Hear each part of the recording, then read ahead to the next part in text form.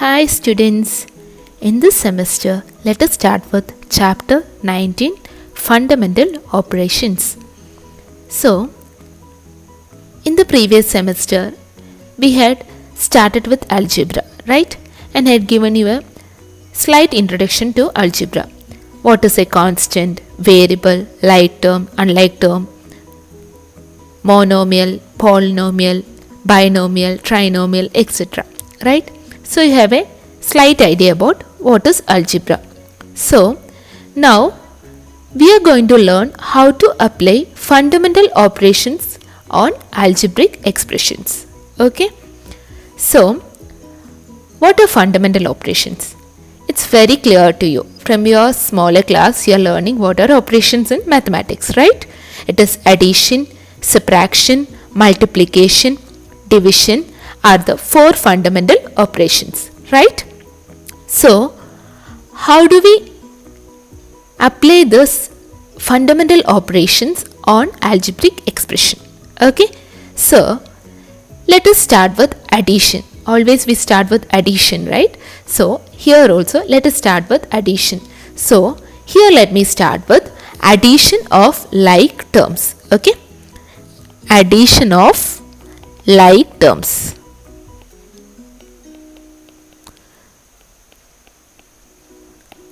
I hope it's very clear to you all what are like terms, right? So fundamental operations on like terms. So addition of like terms. So what are like terms? It's very clear to you, right? You have learned it in your previous chapter. I had taken it to you in the previous class, right? So in the chapter 18, you have learned what are like terms. So I'll show you few examples. So you can tell 3x, 4x and 5x are like terms, right? So in order to find whether the terms are like terms, what you have to look into? We have to look at the variables. If the variables are same in all the given terms, then they are like terms. So now we will deal with the addition of like terms. So we have taken this as an example. So let me start with adding all these three terms. What do I get? 3x plus 4x plus 5x gives me what? So how do I solve this? So x is common in all, right? So I can take the numbers x outside here, okay? And the numbers I am just adding it. 3 plus 4 plus 5. 3 plus 4 is 7. 7 plus 5 is 12. So I get 12x. That will be my answer. This is how you add the like terms, okay? So let me take one more example. 7y square plus 9y square minus 2y square. Okay, we are dealing only with addition, so I'll take it as 2y square. So here also it's clear to us that it's all like terms, right? So what do? I can add these numbers, right? 7 plus 9 plus 2 y square. 7 plus 9 plus 2 will give me 18 y square.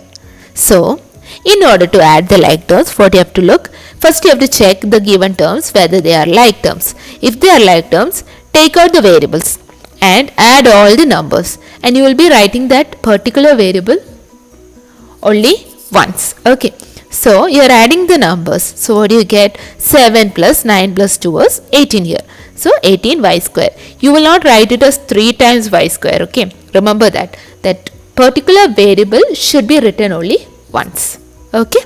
Hope it's clear to you all.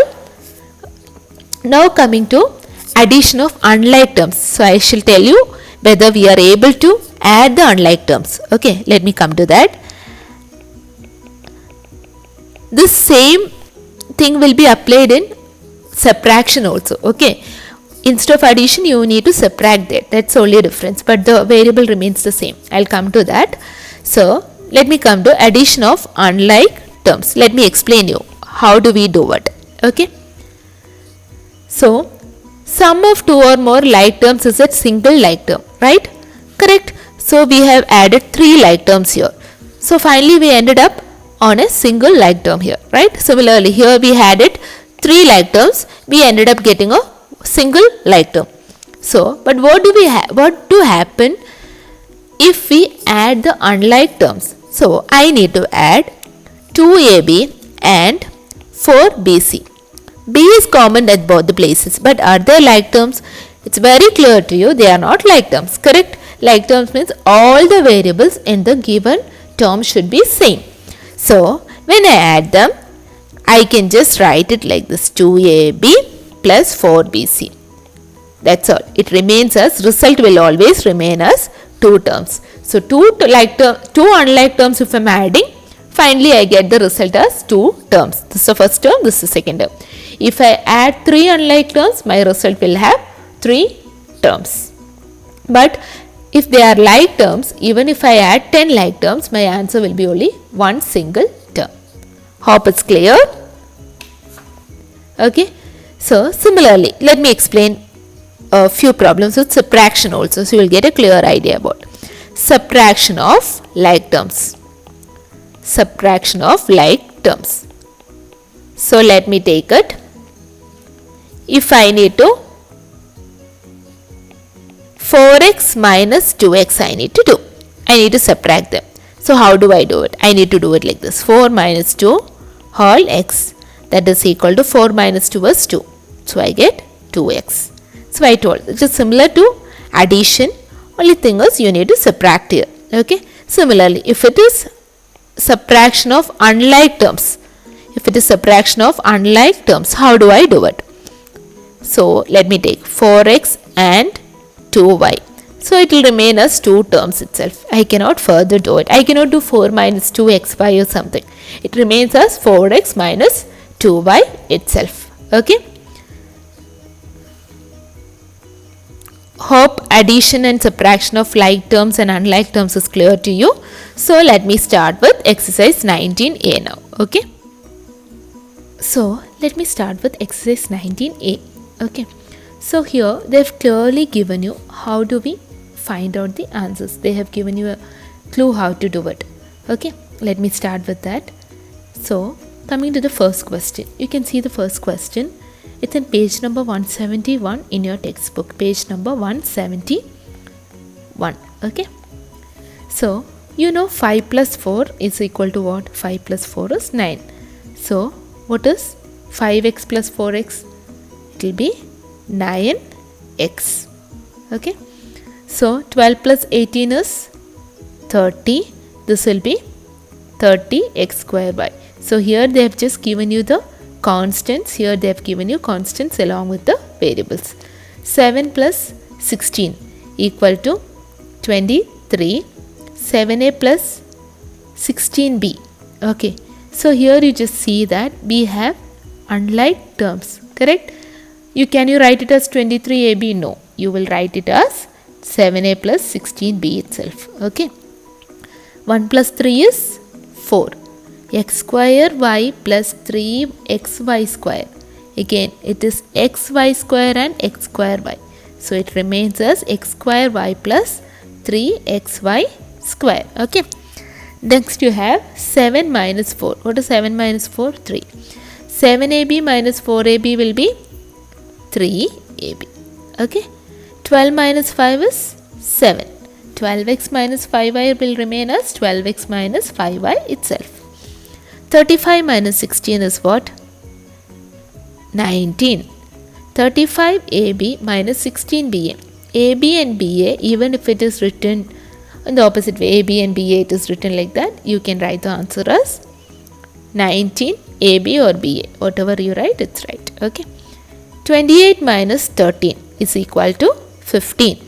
28 ax square minus 13 a square x. So it will remain as 28 ax square minus 13 a square x itself. Okay. Now coming to the next one. Fill in the blanks. The sum of minus 2 and minus 5. Sum of minus 2 and minus 5. You will get it as minus 7. Okay. Both the negative numbers you add, you will get a negative 7. So what will be this? Negative 7x. Sum of 8 and minus 3. So 8 plus minus 3, it is 8 plus into minus. So 8 minus 3 is 5. So here you will get it as 5ab.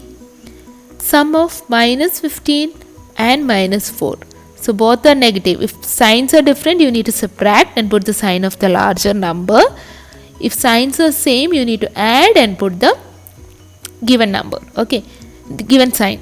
So minus 15 and minus 4 you need to add and put the sign, negative sign. So here you will have minus 15x plus minus 4y. Okay, because it is unlike terms. 15 plus 8 plus 3. 15 plus 8 is 23 plus 3 is 26. 15x plus 8y plus 3x. So 15x and 3x I can add, right?